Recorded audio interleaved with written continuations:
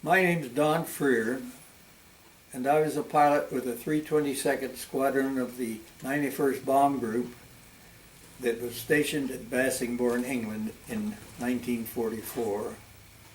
I arrived there sometime in the middle of July of 1944 and started flying my actual combat missions sometime in August, and flew 26 missions before I was shot down over Berlin on December 5th, 1944. I spent about not quite 6 months in Barth, but a total of over 6 months of being a POW, and returned back to Bassingbourn after I was brought back to Camp Lucky Strike, and one of the few guys that actually visited after being a POW. While I was there, I went to the tower every once in a while. In particular, I went there as a spectator, so to speak, to watch some of my buddies or my old crew as they took off on missions in which I wasn't actually not a crew member, but was on leave or had time off and didn't have to fly the mission. Also, I recall the tower as one of the last things that we were actually seeing or recognizing before we started our takeoff roll off the runway there at Bassingbourn. We were normally on hard stands some distance away, and every once in a while anyway we would be taxiing up the taxiway and just about in front of the control tower. We set our engines and set our brakes, have our brakes on completely, and run the engine all the way up to full power and take off. And as we were leaving down the runway, I can remember seeing the tower from the window of the cockpit once in a while. Remember seeing the guys waving goodbye to us as we went by. And the other time that I would be in and around the tower was when I was not on a mission, but I did have time at the base, and I knew that some of my friends and all were flying. And I make it a point, and many other guys did the same thing, would be a group of us gathered around the tower waiting for the return of the group. And we would be informed by the tower personnel that we're expecting these guys at a certain time. We'd all gather around, they'd tell us they're on the very close by, and then they'd start coming in and flying their formations as we watched. They'd peel off. First they'd peel off the wounded or injured personnel, or some of the guys that had mechanical problems or were almost out of fuel, and then the rest of the mission planes would come in following them. Well, during this whole process, there'd be a group of us out there watching and counting the number of planes that come back and seeing if there was a total return or whether we lost some of our guys, and in particular if we lost any of the planes that we were familiar with or the crews that we were familiar with. We got a kind of a final status information from the tower group, and we would then return back to our bases or whatever job we might be doing at the time.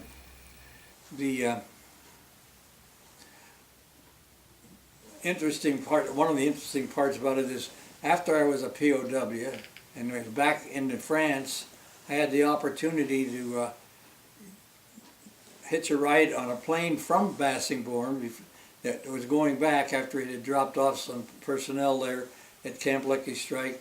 So I hitched a ride, me and some other guys. We went back to Bassingbourn on one of our old B-17s and spent a couple of days there at the base. And was informed that we were one of the very few guys that ever came back after having been a POW.